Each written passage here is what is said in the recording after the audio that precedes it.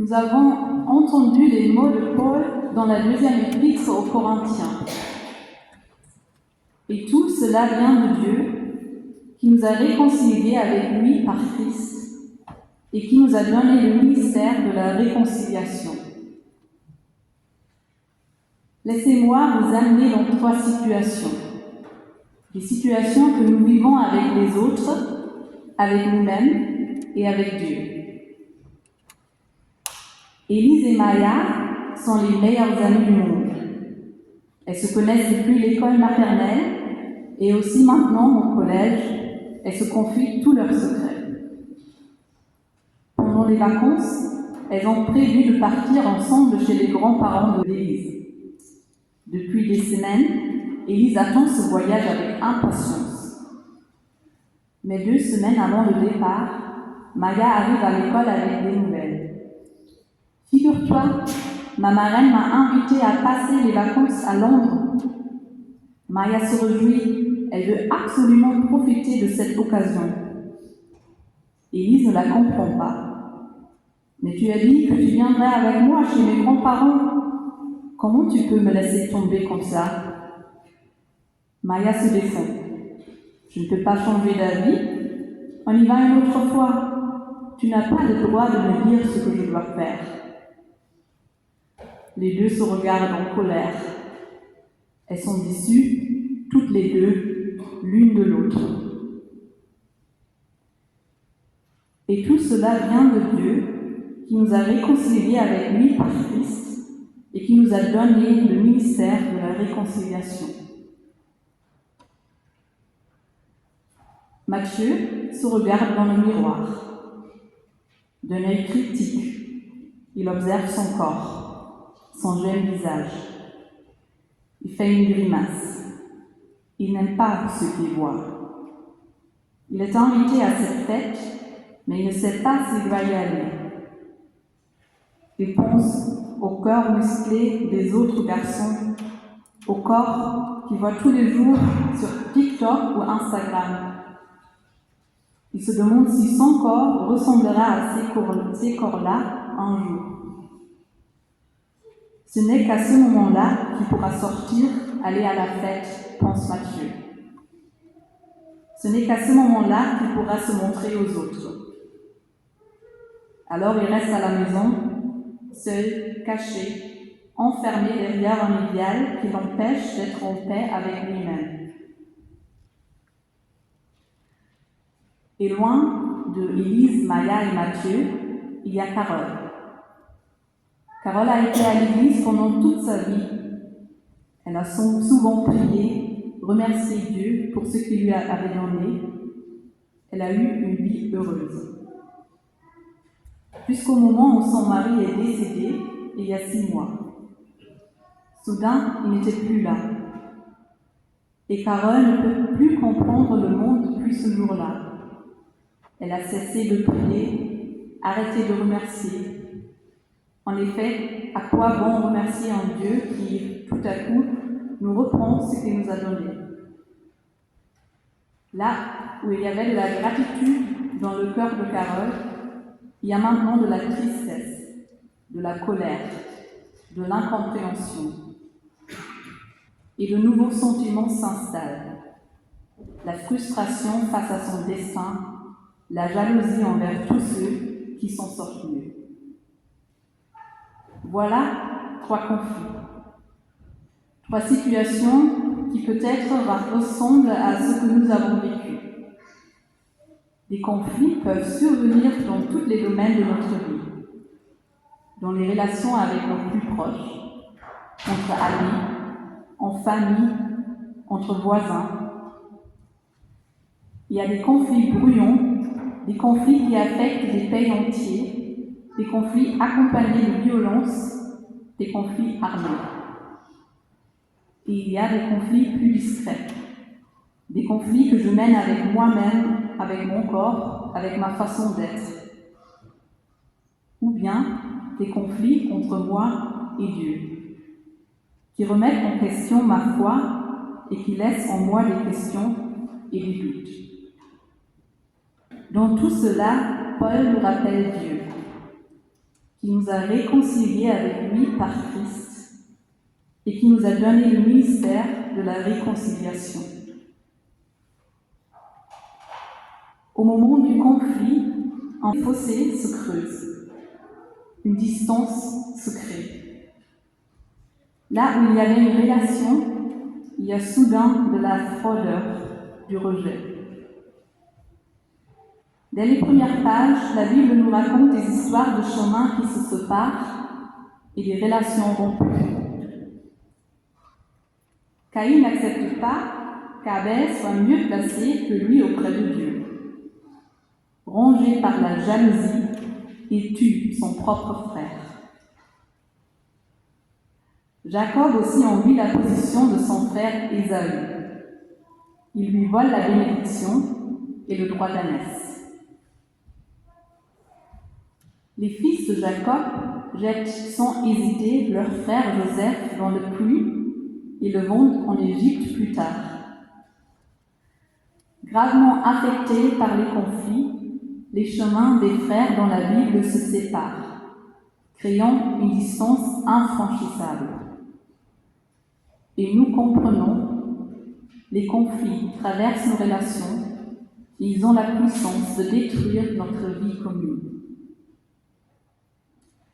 Mais la Bible ne s'intéresse pas uniquement à la distance entre les humains, elle parle également de la distance entre Dieu et l'humain. Dans l'Ancien comme dans le Nouveau Testament, nous rencontrons des humains qui se détournent de Dieu, qui ne peuvent ou ne veulent pas croire en lui. Nous rencontrons des humains qui ignorent les commandements et qui se mettent eux-mêmes à la première place. Des humains qui ne supportent pas la relation avec Dieu et qui préfèrent vivre dans un monde sans lui. Cette distance entre Dieu et les humains, ce conflit culmine dans le récit de la mort de Jésus. Ici, sur la croix, les humains poussent Dieu hors du monde. Ils ne supportent pas ses actions, ils ne supportent pas ses paroles, ils rejettent toute compassion. Alors les humains tuent Dieu, comme autrefois Caïn avait tué son frère Abel. Ils mettent fin à la relation une fois pour toutes, ils créent une distance absolue. La mort est la fin de toute relation. La mort de Jésus devrait signifier donc la fin de l'histoire commune de Dieu et les humains. À partir de là, un mur s'élève entre nous et Dieu, un mur de mort et de culpabilité. Et pourtant, c'est là, sur la croix de Jésus, que se manifeste le plus grand miracle de notre foi. Car la mort de Jésus n'est pas seulement une rupture entre Dieu et les humains, elle est aussi le début d'une nouvelle relation. Dieu et les humains ne pouvaient pas s'éloigner davantage que sur la croix, un conflit ne peut pas aller plus loin. Mais malgré ce fait, dans la deuxième épître aux Corinthiens, Paul ne parle pas de distance, de fin de relation, de mur ou de fossé infranchissable. Paul parle d'une autre chose, il parle de la réconciliation. Il parle d'un Dieu qui se réconcilie avec nous sur la croix. Il écrit « En effet, par le Christ, Dieu agissait pour réconcilier le monde avec lui, sans tenir compte des fautes des humains. » Comment une telle chose est-elle possible?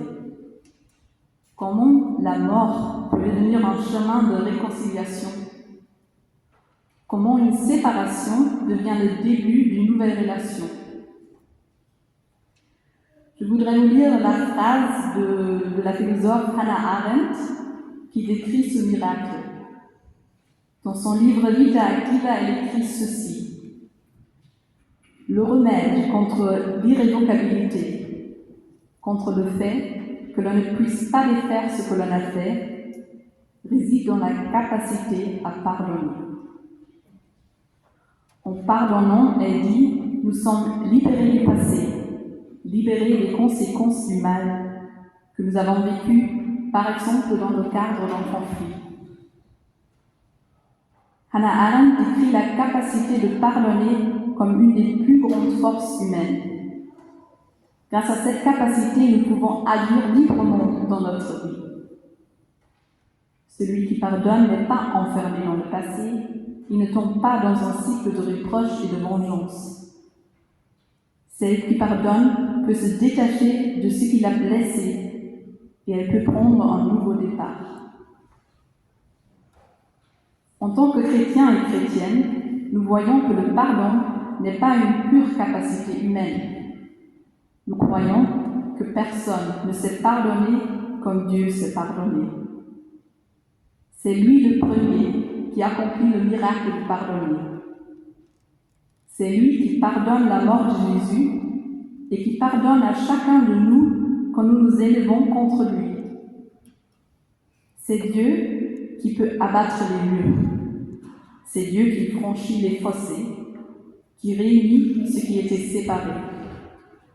C'est lui qui nous invite à une nouvelle relation. Et tout cela vient de Dieu, qui nous a réconciliés avec lui par Christ et qui nous a donné le ministère de la réconciliation.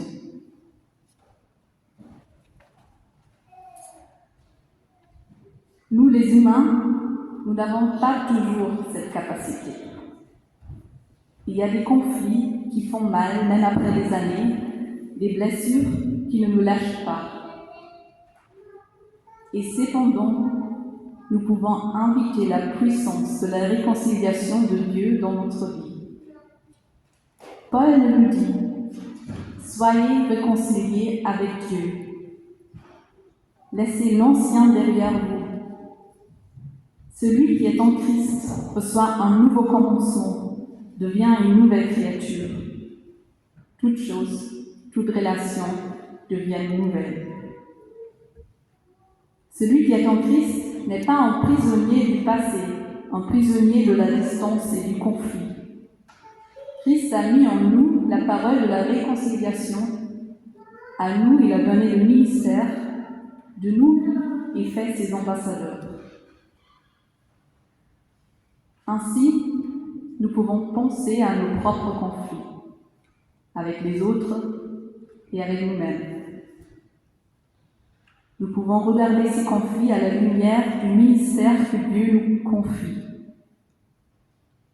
à la lumière de ce que Dieu peut créer de nouveau, à la lumière de la nouvelle créature que nous pouvons être en Christ. Dieu crée la réconciliation même là où cela semble impossible. À la fin de sa vie, Joseph pardonne à ses frères qu'il avait vendus en Égypte. Contre toute vraisemblance, les choses ont tourné pour le mieux et Joseph constate. Vous projetiez de me faire du mal, mais Dieu a voulu qu'il en résulte du bien. Ainsi, j'espère et je prie pour tous les conflits qui pèsent aujourd'hui sur nos cœurs et nos esprits.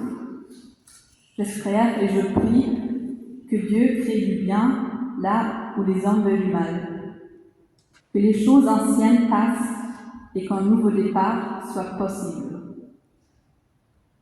Je prie et j'espère que nous devenions des ambassadeurs de réconciliation avec nous-mêmes, avec les autres, avec Dieu et dans le monde.